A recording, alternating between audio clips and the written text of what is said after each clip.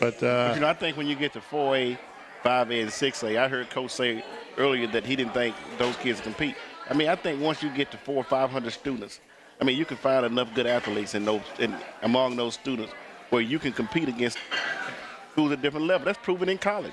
Look at the size of Ole Miss. And Ole Miss is not anywhere close to the size of a Michigan or Notre Dame, but they play each other and they're competitive. I think it's all about coaching. It's about getting the good kids out. It's about getting a good program, getting enthusiasm, and building some tradition. When you got a school that's got some tradition, they just refuse to lose. I look at schools like Water Valley. Part of the tradition that you build, Coach, those kids got tradition in their school. They just refuse to lose. And being out there Friday night, I'm seeing 70, 75, look like almost 80 kids in a 3A. I'm saying every young man is on the football team. And when you can get that kind of attitude in a school, you're going to have some success. And that's one of the things that South Panola does over the years. Football is a sport. Now, how can you see a 6A school like South Panola win 8 state championships and have a basketball team just barely can't make it to the district? That means football is the thing. And I think once you build that pride in the school, the classification kind of go out the window, except for when you're talking about playing 1A against 6A.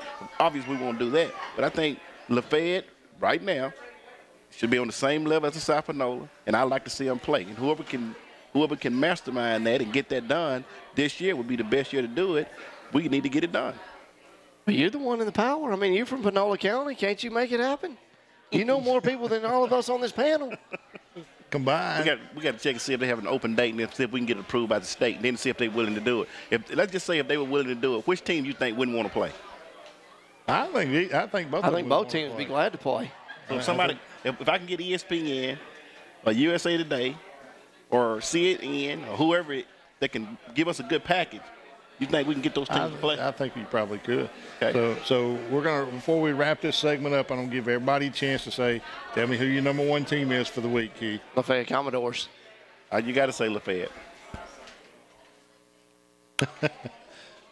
I'm going to say Lafayette. They've talked me into it. No, my number 1 team, South Panola. Until somebody else beats them, they're number 1. Well, until somebody from Mississippi beats them, then they're the number 1 team in the state of Mississippi. Well, I'm just going to go by record. I'm going to have to jump out there and say that my number 2 team will pass my number 1, so I'm going to say Lafayette. So 3 Lafayette, 1 South Panola, and I guess if you got a 1A, which I could say 1A, and I'd say South Panola, so put them right there together. But I think everybody on this panel would love to see the game this year. And, you know, and if somehow it could be done by MHSAA, which it won't be, but if that game could come together, this would be the best year to play. You know, you talked about, I liked what you said about putting Oxford and Lafayette first, have a kickoff classic where you talk about that game all summer. If you had a game and knew that 3 or 4 weeks that those 2 schools were going to hit head-to-head, well, you'd create some energy and there'd be a big crowd there that night. I say the Sports Roundup sponsors it next year. We'll kick it off, the Sports Roundup Kickoff Classic. I think we'll be big enough to do that by the end. You think so? Yeah. I hope so. All right, we're going to wrap it up, and we're here at Irie, and tonight you spend $5, you get a dozen wings. It's on Monday night, the night to be here. The Giants and I guess the Jets are playing on the screens around here, so a lot of football is going on, and we're fixing to go eat. And I ordered a smoked sausage po' boy, and I'm fixing to go over and enjoy that. Good old Abbeville type food. Right? That's right. That's right. What'd you order, Fred? Chicken tenders. Chicken tenders. Chick? Fred is living right. Yeah. What'd you get? I got a jumbo shrimp. Hey, here's the thing that Fred doesn't know. His trainer's sitting up at the bar. He's going to see him eating that fried food. Uh-oh. Boy, that's going to be grilled. spooky. He's sitting right there. He's looking at you. He's turning around. He wants to know what's on your plate tonight, Fred. They are grilled. Oh, they're grilled. Oh, good. There you Good. go. Well, Fred's going to eat rice. Hey, we're going to take a break. We are at Irie on the Square. I invite you to come up here every Monday night and join us here. As we said, you come in tonight, you order $5 worth of stuff, you get a dozen free wings. You order $5 more worth of stuff, you get another dozen free wings. For every 5, you get a dozen. So you stay here all night, man, you can eat good. And that's what we like to do here at the Sports Roundup. So we're going to take a break. We're at Irie, and we're going to go grab a little bite to eat. We'll be back right after this with more Sports Roundup from Irie on the Square. That is insane. Never thought I would see Domino's feedback up there, and I never thought I'd see my name scrolling through Times Square. The reviews are up, so get our $5.99 deal online and tell us how we did. I think that raises the bar just a little bit higher. The letter X.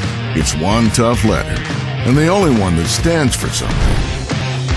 It's the mark of the unknown factor, the spot of the buried treasure, the model of rugged beauty.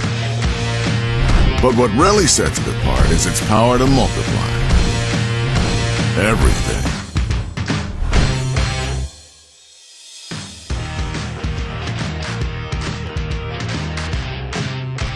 Electrical needs? Then come in to Batesville Electric, where you'll find a full line of electrical supplies. Our professional staff will be glad to help you with all of your electrical needs, whether it's industrial, commercial, or residential. We custom cut your wires from 14 to 500 MCM and everything in between. The next time you need electrical supplies, then look no further than 351 Highway 51, Batesville, Mississippi. Batesville Electric Supply. And welcome back to Irie here on the square for the Sports Roundup, and it's time for that fun time of the show where we go to the sports commentary and we just kind of let the guys talk about anything they want to talk about. And this week we're going to kick it over to the old coach and let him start it out. Chick Drury. My commentary this week is something I've visited before, but I want to entitle this Elvis. And in my opinion, the world changed when they let Elvis be on the Ed Sullivan Show back in 1950, 1952, whenever it was. At that time, they only showed him from the waist up. And our society, since that time, has changed, and slowly over time, whatever is acceptable at the time, it keeps getting worse and worse. And we make excuses for athletes all the time. I was guilty of that when I coached. You make excuses for their behavior. You make excuses for their work ethic. You make excuses for the dancings they do or some of the things they do off the field. But the bottom line is what's acceptable in society now is different than what it was back before Elvis danced on TV. And the fact of the matter is it shouldn't be. What's acceptable should be the same. And I know times have changed and all that, but the bottom line is doing right is doing right.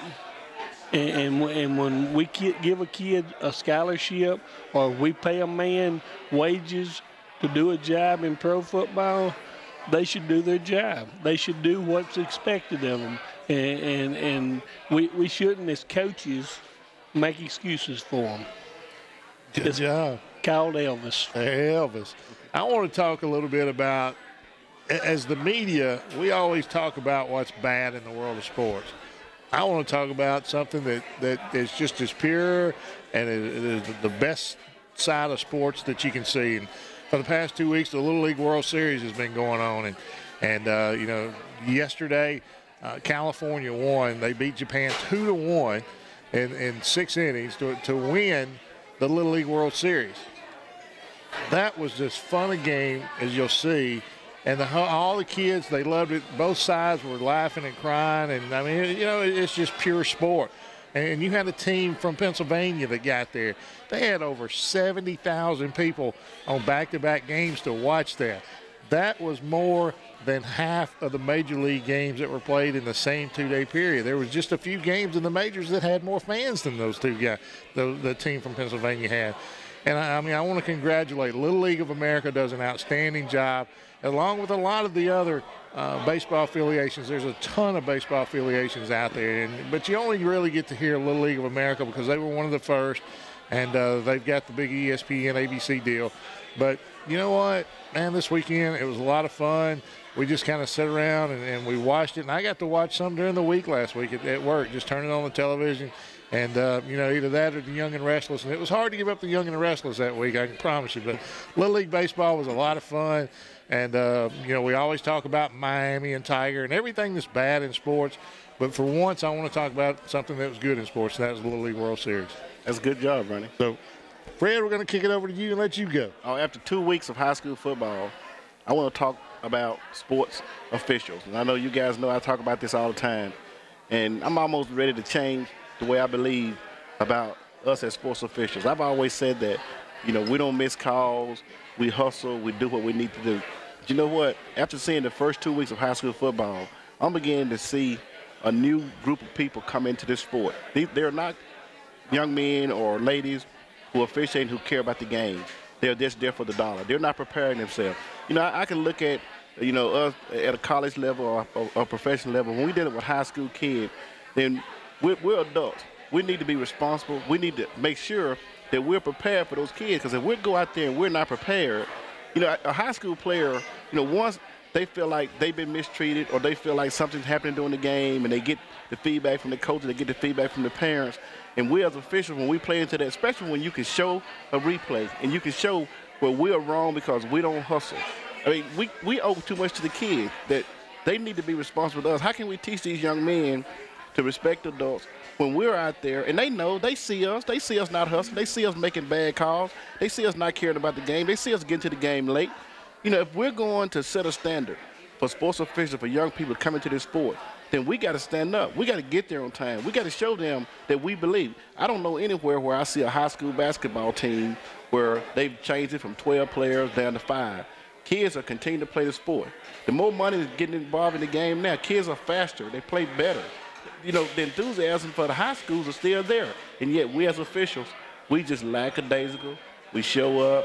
We don't study the rules. We complain about this. We complain about that. Get a job. If you're not interested in sports officiating, get a job. All right. Yeah, Fred, I want to commend you. Awesome. Yeah, I think you're right on the money with that, Fred. But tonight my sports commentary is about Pat Summitt. And earlier in this week, she changed the face of Alzheimer's disease. And I'm a drug rep by trade, and for 10 years I've sold a drug that affects Alzheimer's patients. And let me tell you, it's a daunting task what Pat Summitt has in front of her to face this disease. Not only her, but also for her family. And I give her a lot of courage for coming out and hitting this disease head on. She could have hid, she could have kept it back, she could have just retired and moved on. But what she said is she came out and she said, this is what I have, and I'm going to do everything I can to defeat it. And I believe we all have a purpose. And I think Pat Head probably thought that some of her purpose was all the difference in the young ladies' lives that she's changed. Pat Summitt has made women's sports what it is today on TV. I believe there's a WNBA because of Pat Summitt. Pat Summitt proved that she can sell out arenas on talent alone, not by some side circus show with females on the floor. She also is the reason why we have Title IX. There's a lot of women that need to give Pat Summitt credit. But you know what? Maybe Pat Summitt, maybe it's bigger than the kids that you've affected. Maybe you're going to change the face of a disease. I wish you the best. I'm glad you came out. Good luck, Pat Summitt. Good job, Keith Patterson. And while we're still here, kind of a bittersweet kind of deal I want to talk about. Our old coach over here is this is going to be his last show for a while with us, as Chick is running for circuit clerk for Lafayette County, and there is a kind of a little FCC rule that we got to go by. And you know, Chick, it's been fun, and I do expect you to come back, win or lose. And you know, it's been fun having you here, and I want to wish you the best of luck. And you know, thank you. Give you a free plug in. You can tell everybody what you're doing. Oh yeah. That's no big deal. I'm running for circuit clerk, but I've enjoyed the show, and it's 3 great guys to hang out with on Monday nights at Iries. We've had a big time, and I'm looking forward to getting back. Well, I want to tell you this, Chick. You know, we've had our issues over the years. It's been good sportsmanship. Oh yeah. And I went in the Water Valley this past Friday, and 3 coaches, they couldn't wait to bust into our dressing room and say, "Fred, man, you done sold out." So we just couldn't believe seeing you on TV as much as you and Coach Drew used to argue. And y'all are sitting there agreeing on stuff. And that just goes to show, you know, it's not about that. It's about the game. And we respect the game. We respect each other. And I think when you can do that, you can develop a relationship. We're not adversaries. We're not out against coaches. Coaches are not out against us. Right. It's just a thing that we've all got a job to do, and we're going to be professional about doing that job. And we wish you luck. And, you know, we're going to be on from 6 to 8. You know, feel free to pick up the phone. And if you're out of the football game and you want to call and get on an official like you used to do, you know, we'll be ready to handle that call. Okay. You see something you didn't like from a high school game, call Fred. Get on him. Question him. So, but, hey, we wish you the best of luck, and look forward to having you back. And I know it's going to be a couple of months there for you where you're going to be hitting the campaign trail, and we do wish you the best of luck. Thank you. And, hey, we're going to wrap it up from here at Irie as we invite you to come by on Monday nights now. As we said, $5 dozen wings, $5 dozen wings, man. And we can do that for a little while, I promise you. Can I come back and eat free? You can come back and eat with us anytime. You can come back and kind of lead us and give us our topics to talk about. But I want to thank Terry Sparks back behind the camera for all the hard work he does back there getting this thing shot, edited, and on TV. And as hard as it is to make us look good, he does a very good job of making us the show. He makes some of us look good. I won't say who them. Chick looks great all the time. He was born that way, but the other three of us, I mean, I'm not going to say which one, but whew, we're hurting up here. I need to get some of this black powder off my face. I hear you. Too much makeup. Well, we do want to remind you there will be no show next week. When we come back on September the 12th here at Irie on the Square, we will be live from 6 to 8 o'clock on 102.1 Rebel Radio here in Oxford, also in Grenada, and on AM 1240 in Jackson.